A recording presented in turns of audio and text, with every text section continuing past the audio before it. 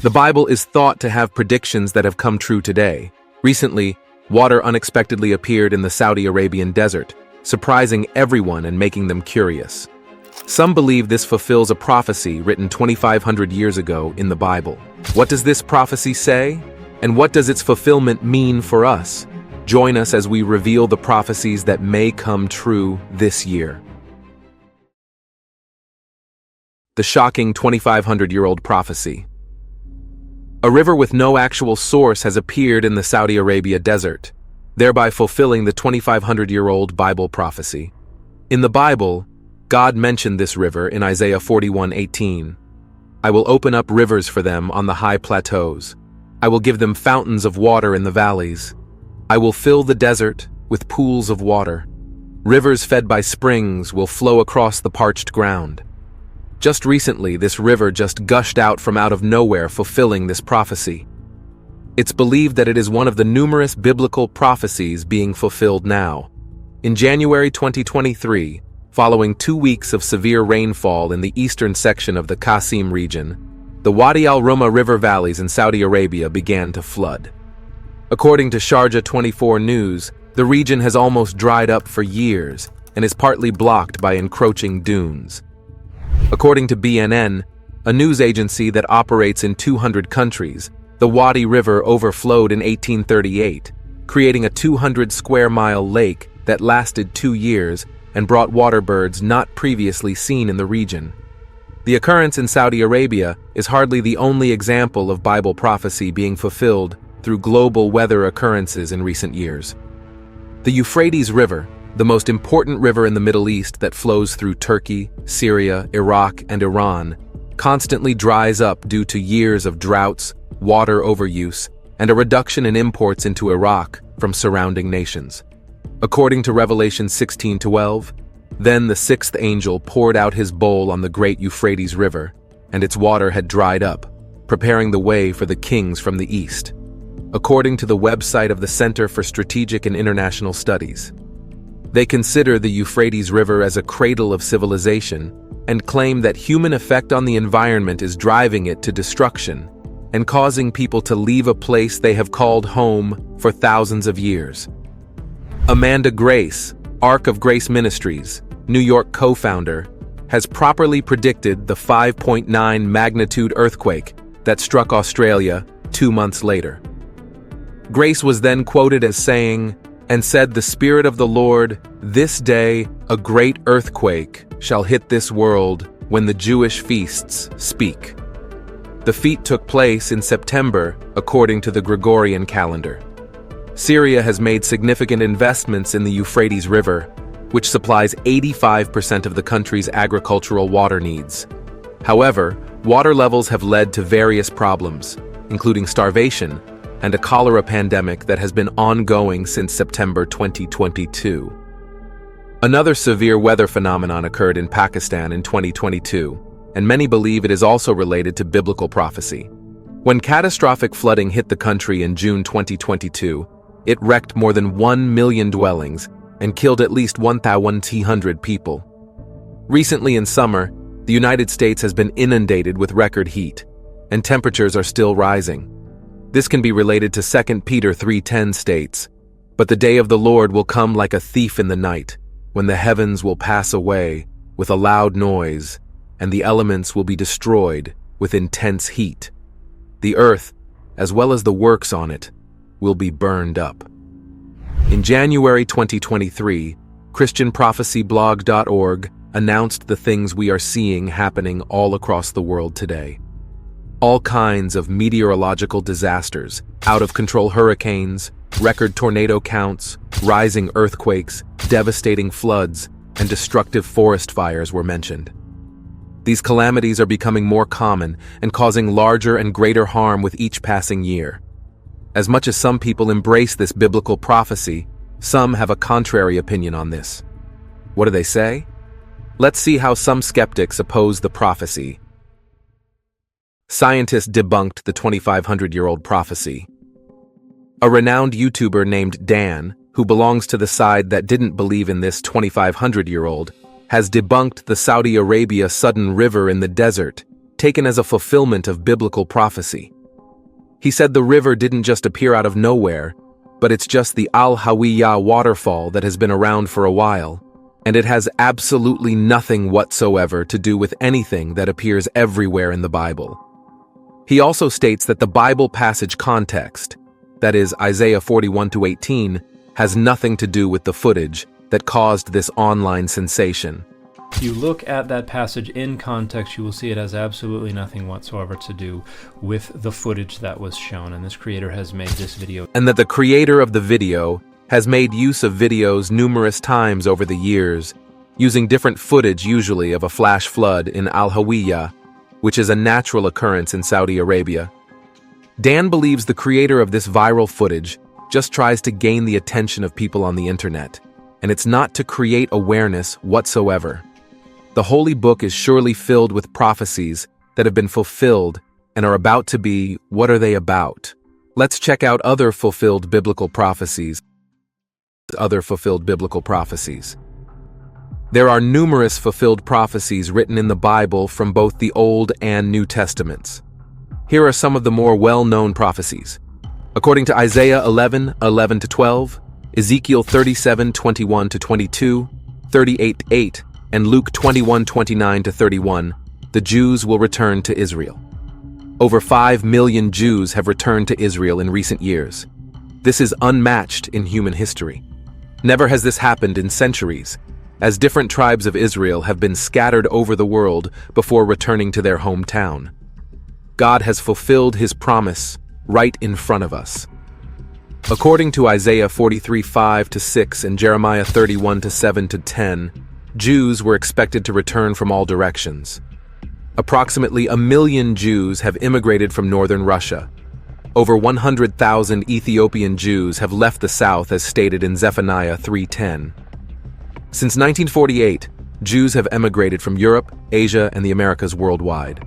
According to Deuteronomy 29:23-28, Ezekiel 36:8-11, and Ezekiel 36:33-36, Israel became a wasteland during the diaspora, when Jews were dispersed over the world. During the past 1900 years, Israel became a nearly deserted and dismal wilderness. Isaiah 27:6, 35:1-2, and Ezekiel 36:34-36 predict that Israel, which has long been a desolate desert, will grow in the end times and export produce to the world. Israel's famous irrigation technique and higher rainfall have resulted in thriving agriculture. They export about $800 million of fresh products annually, including over $200 million in flowers and decorative plants. Ezekiel 38:12-13 predicts that Israel will flourish economically. In 2006, this small but resurgent nation exported over $42 billion in commodities, despite frequent attacks. This prophecy was written sometime between 626 and about 586 BC, and was not fulfilled until around 609 BC to 539 BC, roughly 50 years later. In Jeremiah 25:11-12, this entire country will become a desolate wasteland, and these nations will serve the king of Babylon for 70 years. But when the 70 years are up, I will punish the king of Babylon and his nation, the land of the Babylonians, for their sin, declares the Lord, and make it desolate forever. In this portion of scripture, Jeremiah predicted that the Jews would face 70 years of Babylonian dominance, after which Babylon would be punished. Both portions of the prophecy were fulfilled. Babylon captured the last Assyrian monarch in 609 BC and seized all of the Assyrian Empire's lands, including Israel. Babylon soon began to exercise its muscles, taking many Jews captive and destroying Jerusalem and the temple. This Jewish dominance came to an end in 539 BC, when Cyrus, a Persian and Med commander, attacked Babylon, effectively ending the empire. The prophecy was also fulfilled when the Babylonians destroyed Jerusalem's temple in 586 BC, only for the Jews to rebuild and sanctify it 70 years later, in 516 BC. Restoring the temple demonstrated in a very essential way that the effects of Babylonian domination had come to an end. Isaiah 45:1 was written between 701 and 681 BC, It contains a prophecy that was eventually realized hundreds of years later, in 539 BC. It says, "This is what the Lord says to his anointed, to Cyrus, whose right hand I take hold of to subdue nations before him, and to strip kings of their armor, to open doors before him so that gates will not be shut." In this chapter, the prophet stated that God would open Babylon's gates for Cyrus and his attacking army. Despite Babylon's formidable defenses, which comprised moats and walls over 70 feet thick and 300 feet high, with 250 watchtowers, Cyrus was able to infiltrate and conquer the city. Another prophecy, written between 701 and 681 BC, was found in Isaiah 13:19 and was fulfilled until 539 BC. It says that Babylon, the jewel of kingdoms, the glory of the Babylonians' pride, will be overthrown by God like Sodom and Gomorrah. Isaiah predicts that Babylon will be permanently overthrown. History reveals that after Cyrus destroyed Babylon in 539 BC, it never rose to power again as an empire. You must keep in mind, however, that Babylon had been vanquished by the Assyrian Empire before Cyrus's time, but Babylon was able to regroup and eventually overcome it. In Isaiah 14:23, written between 701 and 681 BC, the prophet delivers another prophecy that was not fulfilled until 539 BC. "I will turn her into a place for owls and swampland. I will sweep her with the broom of destruction," declares the Lord Almighty. The prophet boldly declares that Babylon, which was a world power at two different points in history, will be brought to a humble and ultimate end. Furthermore, Isaiah warns that Babylon would be reduced to swampland. What happened after Cyrus invaded Babylon in 539 BC? The monarchy never recovered its authority, and according to history, Babylon's buildings gradually deteriorated over several centuries. Interestingly, when archaeologists explored Babylon in the 1800s, they discovered that some areas of the city could not be dug up due to a rising water table. In Jeremiah 32:36-37, written between 626 and 586 BC, another prophet, Jeremiah made a startling prophecy that was eventually fulfilled in 536 BC. "You are saying about this city, 'By the sword, famine, and plague, it will be handed over to the king of Babylon.' But this is what the Lord, the God of Israel, says. I will surely gather them from all the lands where I banish them in my furious anger and great wrath. I will bring them back to this place and let them live in safety."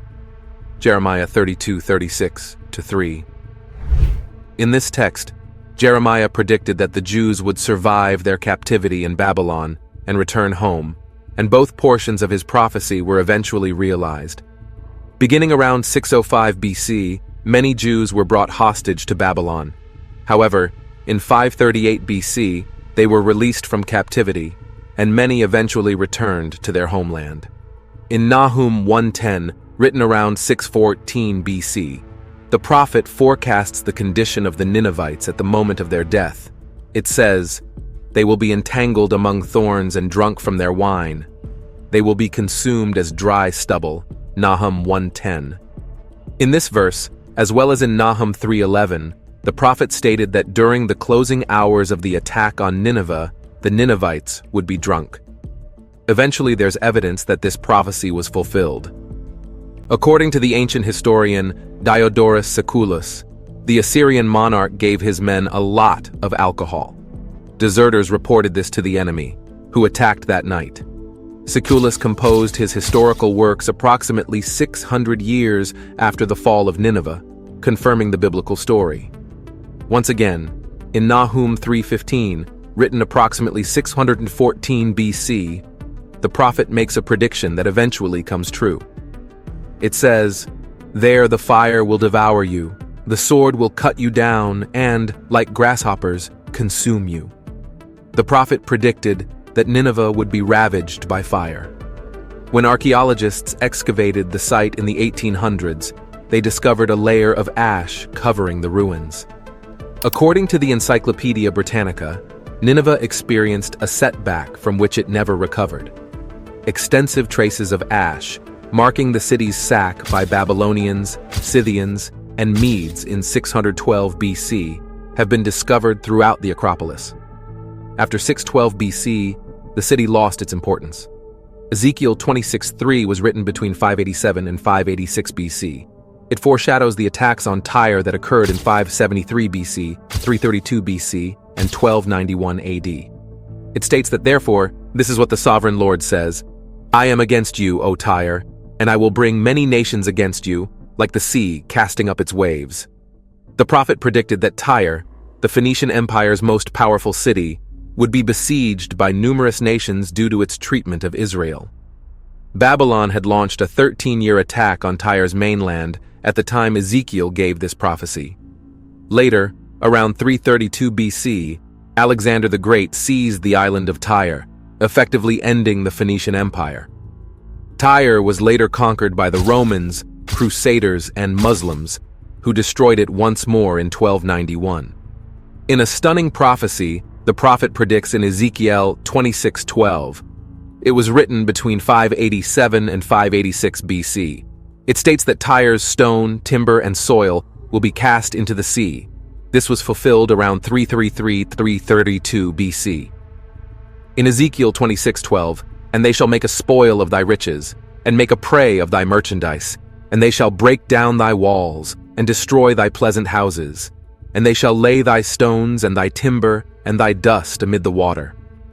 The prophet said that Tyre's stones, lumber, and soil would be tossed into the sea. When Alexander the Great attacked Tyre in 333-332 BC, he most likely constructed a land bridge connecting the mainland to the island. It is believed that he took the rubble from Tyre's mainland ruins and flung it, stones, timber, and dirt, into the sea to form the land bridge, which is still there. In Ezekiel 25:14, written between 593 to 571 BC, the prophet prophesies that the Jews will finally exact revenge on the Edomites. This was not fulfilled, however, for over 400 years until around 100 BC. According to the Bible passage, "I will take vengeance on Edom by the hand of my people Israel, and they will deal with Edom by my anger and my wrath. They will know my vengeance," declares the sovereign Lord. Ezekiel predicted that the Jews would one day exact revenge on Edom, a nation that had frequently fought with the Jews. When Ezekiel uttered this prophecy, he and many other Jews were held captive in Babylon. They did not have control over their own country, let alone anyone else's. However, during the Hasmonean period, Jewish priest king John Hyrcanus I defeated the Edomites and regained independence for Jerusalem and the surrounding area. According to the Columbia Encyclopedia, 5th edition, Edomite history was marked by continuous hostility and warfare with Jews.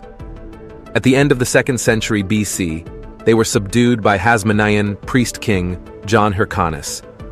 In Jeremiah 49:16, written between 626 and 586 BC, the prophet prophesies that Edom would fall. This was fulfilled in about 100 BC. Jeremiah 49:16. "The dread you inspire and the pride of your heart have deceived you, you who live in the clefts of the rocks and on the heights of the hill. Though you build your nest as high as an eagle's, I will bring you down, declares the Lord." Jeremiah predicted the destruction of Edom, Israel's longtime enemy. Edom's capital city, Petra, was carved out of a mountainside and possessed formidable natural defenses. Nonetheless, it was destroyed, and the kingdom of Edom no longer exists. Today, Petra is part of Jordan. The Romans captured the city in 106 AD, but it soon recovered and flourished. However, a competing city, Palmyra, gradually acquired most of the commerce, and Petra began to fall. The Muslims captured Petra in the 7th century, followed by the Crusaders in the 12th. Petra gradually fell into ruins. There are specific ancient prophecies that have been fulfilled, and it has a future side of fulfillment to it. Such is the prophecy about the fall of Babylon. Who prophesied it, and what eventually happened? The fall of Babylon. The ancient Babylonian Empire ended in October 539 BC. This Chaldean kingdom's history can be traced back to 2300 BC and the Tower of Babel, as described in Genesis 11:1-9. It is best known for its greatness during the Neo-Babylonian Empire, between 626 to 539 BC, and its most renowned monarch, Nebuchadnezzar II, from 634 to 562 BC.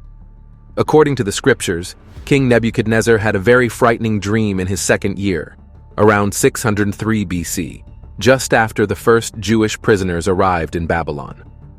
God revealed the meaning of the dream to a young Jewish captive and prophet named Daniel, who then presented it to the king. Daniel told King Nebuchadnezzar, "You are a king of kings, for the God of heaven has given you a kingdom, power, strength, and glory, and you are this head of gold seen in the dream," according to Daniel 2:37-38. As a result of the interpretation, Daniel was widely respected and wielded significant power with King Nebuchadnezzar. The king recognized Daniel's God 3 times, as written in Daniel 2:47, 3:29, and 4:34. King Nebuchadnezzar II was responsible for the spectacular hanging gardens, the astounding double walls 15 miles square encircling the city, the exquisite Ishtar Gate, and the numerous monuments of beauty that marked the pinnacle of Babylon's history. The Babylonian Empire fell more than 20 years after his death, but its demise had been predicted more than 2 centuries earlier. More than 2 centuries before Babylon's collapse, God prompted the prophet Isaiah to write, "And Babylon, the glory of kingdoms, the beauty of the Chaldeans' pride, will be as when God overthrew Sodom and Gomorrah. It will never be inhabited or settled from generation to generation," according to Isaiah 13:19-20. This prophecy would not be fulfilled until God had first delivered his people, Judah, into national captivity at the hands of King Nebuchadnezzar II. The fall of Babylon coincided with the conclusion of Judah's 70-year national captivity, as predicted by Jeremiah 25:11-12. God foretold through the prophet Isaiah that the people of Media, the Medes, would conquer Babylon according to Isaiah 13:17-21-2. 2 centuries before the collapse of Babylon, it was declared that Babylon is fallen. It is fallen. And he has broken down all the carved images of her gods as affirmed in Isaiah 21-9. Another incredible prophecy not only predicts the collapse of Babylon, but also names the monarch Cyrus, who will conquer Babylon 150 years before his birth. It was also foretold that after conquering Babylon, King Cyrus the Great, the head of the Medo-Persian Empire, would issue a decree allowing captive Jews to return to Jerusalem and rebuild the temple, according to Ezra 1:1-4. God spoke via the prophet Isaiah, stating, "Who says of Cyrus, 'He is my shepherd, and he shall perform all my pleasure,' saying to Jerusalem, 'You shall be built,' and to the temple, 'Your foundation shall be set.'" Isaiah 44:28. Chapter 45. 1 goes on to state, "Thus says the Lord to his anointed, to Cyrus, whose right hand I have held, to subdue nations before him and lose the armor of kings, to open before him the double doors of Babylon, so that the gates will not be shut." God continues to underline that he called Cyrus by name to demonstrate that there is no God besides him, according to Isaiah 45:3-5. The 5th chapter of Daniel describes the Babylonian Empire's collapse to King Cyrus the Great of the Medo-Persian Empire. Also in October 539 BC, King Belshazzar, who was co-regent with his father, King Nabonidus, started a festival of the Babylonian gods by desecrating the gold and silver items seized from the Temple of God in Jerusalem by King Nebuchadnezzar in 586 BC, according to Daniel 5:1-4.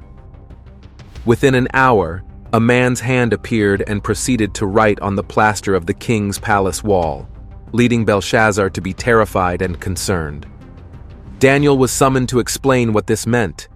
He communicated God's understanding of the handwriting on the wall to King Belshazzar. According to Daniel 5:26, God revealed that Belshazzar's dominion had been numbered and finished. That night, Belshazzar was killed, and the city was taken back by Darius the Mede, which is also affirmed in Daniel 5:30-31. Some critics have questioned who Darius the Mede was because his name does not appear in historical records. But the tale in Daniel seems historically correct and is confirmed by Jesus Christ according to Matthew 24:15. The Greek historian Herodotus explains how Babylon fell that night. He describes how the Babylonians had initially prepared for Cyrus's onslaught by stockpiling food in the city. According to Herodotus, the siege dragged on indecisively until Cyrus or one of his advisors devised a scheme to divert the river's water into a dug lake, reducing the depth of the water to the point where it could be crossed. The Persian army then entered the river, which was now just thigh-deep, and invaded the complacent and unprepared city. According to Herodotus, History's Volume 1 P1, there was a festival going on, and they continued to dance and enjoy themselves until they learned the news the hard way. The stories of Daniel 5 and Herodotus show how the two predictions of Isaiah were fulfilled during the fall of Babylon. The Medes not only entered the city according to Isaiah 13:17-19, 21:2-9, but they did so under the command of Cyrus the Great, the Medo-Persian Empire's ultimate conquering king in Isaiah 45:16. Babylon fell that night, although it continued to thrive under the Persians, Greeks, and Seleucids. However, by the time the Parthians arrived in AD 141, it had been abandoned. With the arrival of Muslim invasions around AD 650, Babylon was being buried beneath the desert sands. This fulfilled God's promise to Isaiah. And Babylon, the glory of kingdoms, the beauty of the Chaldeans' pride, will be as when God overthrew Sodom and Gomorrah. It will never be inhabited or settled from generation to generation, as stated in Isaiah 13:19-20. In the book of Revelation, Jesus Christ reveals to the Apostle John a woman named Babylon the Great, who mounts a beast, and is also a great city, which reigns over the kings of the earth, in Revelation 17:5-7, 18. The future of Babylon will be both religious and political. The woman represents a fake church that will control a resurgence of the Roman Empire, which will briefly be an economic superpower. The 18th chapter of Revelation begins with a warning to believers before going on to depict how the second Babylon will collapse. It says, "Come out of her, my people, lest you share in her sins, and lest you receive of her plagues." Revelation 18:4. Jesus Christ, through the Apostle John, urges millions of deluded people who have joined her religious system to leave her before she is punished. The church that will lead this second Babylon has a long history and is responsible for the martyrdom of apostles, prophets, and saints in Revelation 18:20-24. The name Babylon is not its real name. The name represents the system's confusion as compared to what Jesus Christ taught and built in his church.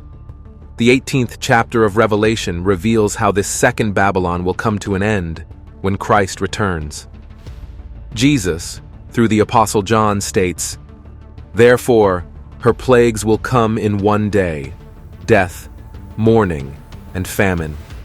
And she will be completely consumed by fire, for strong is the Lord God who judges her," according to Revelation 18:8. It will be destroyed not only in one day, but also in 1 hour of that day, as written in Revelation 18:10, 17, 19. The flaming conclusion of the second Babylon in 1 hour of one day leaves little doubt about how rapid her demise will be. The book of Revelation also makes it plain that Isaiah's prophecy, "Babylon is fallen," refers to both the fall of ancient Babylon and the fall of a second Babylon at the end of this age, as written in Isaiah 21:9, Revelation 14:8, 18:2. In both Babylons, God has declared the end from the beginning in Isaiah 46:10.